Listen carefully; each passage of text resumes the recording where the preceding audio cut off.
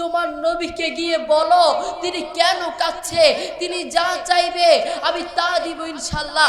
জিবরিল বললেন, নবী আপনি কেন কাঁদছেন, আপনি বলুন, আপনি যা চাইবেন আপনি তা পাবেন। নবীকে বললেন, আপনি কেন কাঁদছেন বলুন। নবী কি বললেন জানেন?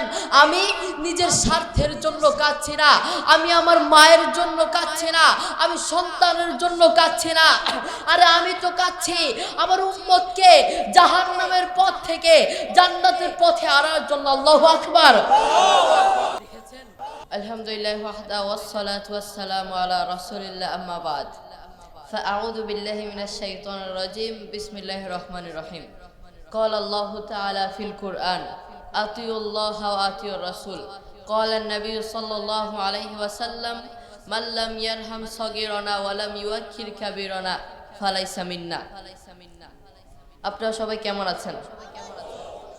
আমি 2 মিনিট গজল বলে আমি আমার বক্তব্য শুরু করব ইনশাআল্লাহ।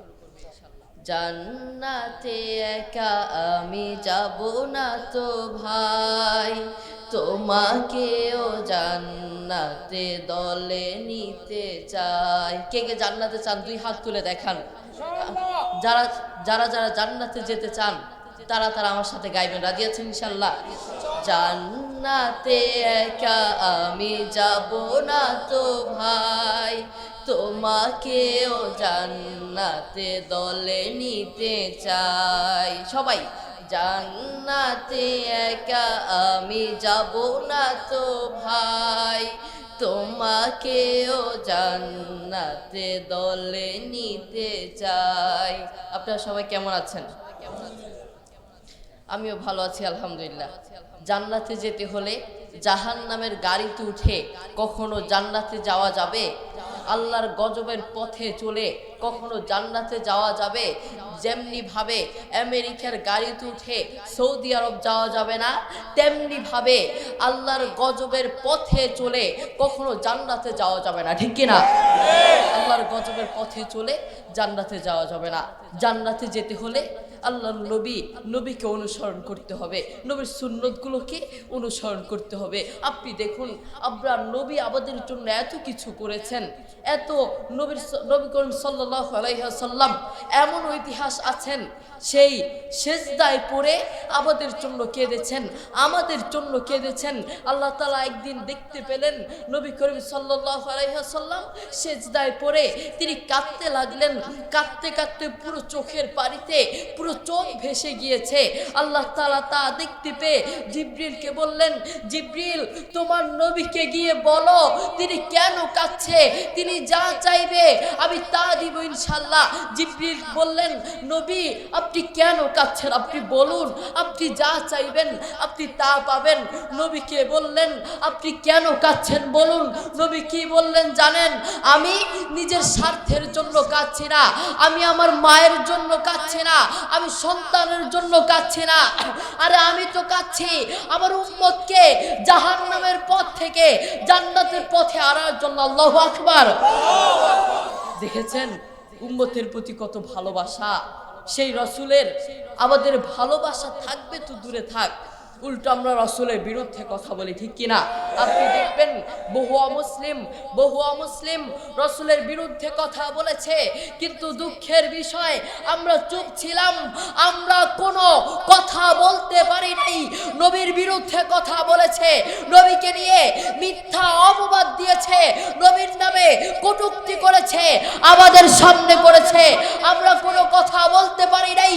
কিন্তু এখন বলতে চাই, কেউ যদি নবীর বিরুদ্ধে কথা বলে আমাদের এই মুখ চুপ থাকবে না। ঠিক না?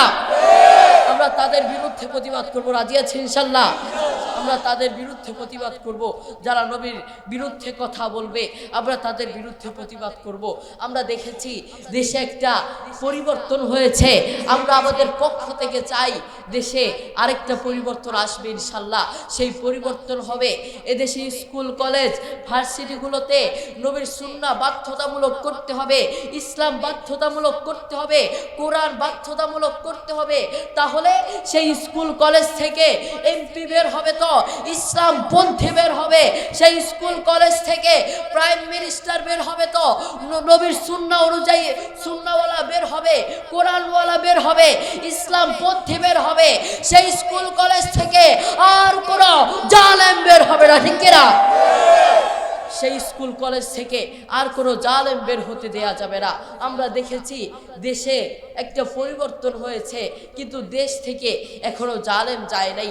আপনারা দেখেছেন কিছুদিন আগে আমার বাবার মাহফিলে বাধা দেয়া হয়েছে, এবং বহু আলেমের মাহফিলে বাধা দেয়া হয়, বহু আলেমকে আঘাত করা হয়, অপমানিত করা হয়, অসম্মানিত করা হয়, লজ্জিত করা হয়।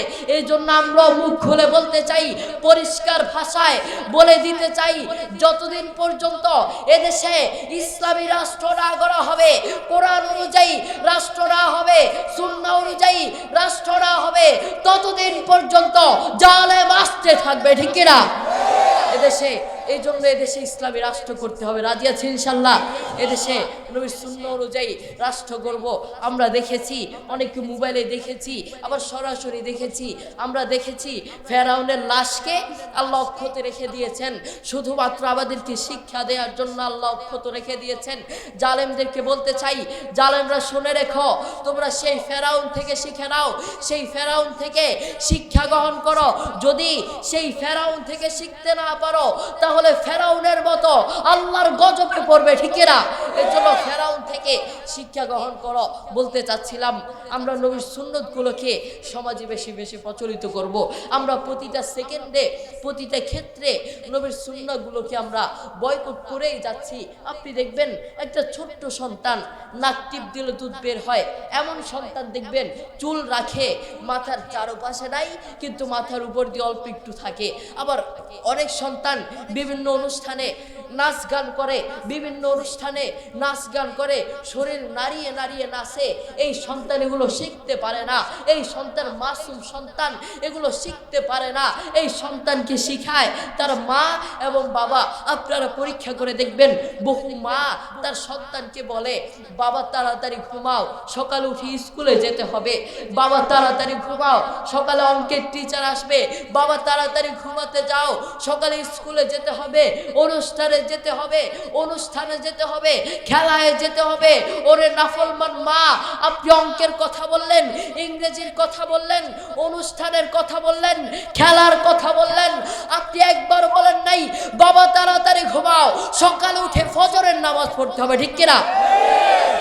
এই জন্য সন্তানকে, মাকে আগে সতর্ক হতে হবে। মা, আপনাদেরকে বলতে চাই, আপনারা আপনার সন্তানদেরকে খেয়াল রাখবেন। আপনি বলছেন আমার সন্তান সোনার টুকরো ছেলে, এই সন্তান কখনো খারাপ পথে যাবে না, কিন্তু দেখেন গিয়ে এই সন্তান খারাপ পথে গিয়েছে। এই জন্য মাদেরকে বলবো, আপনারা আপনাদের সন্তানদেরকে খেয়াল রাখবেন এবং নবীর সুন্নতগুলোকে সমাজে বেশি বেশি প্রচলিত করব, নিজে শিখবো এবং অন্যকে শিখার জন্য উৎসাহিত করব। আল্লাহ তাআলা আমাদের সবাইকে বোঝার তৌফিক দান করুন। আসসালামু আলাইকুম ওয়া রাহমাতুল্লাহ।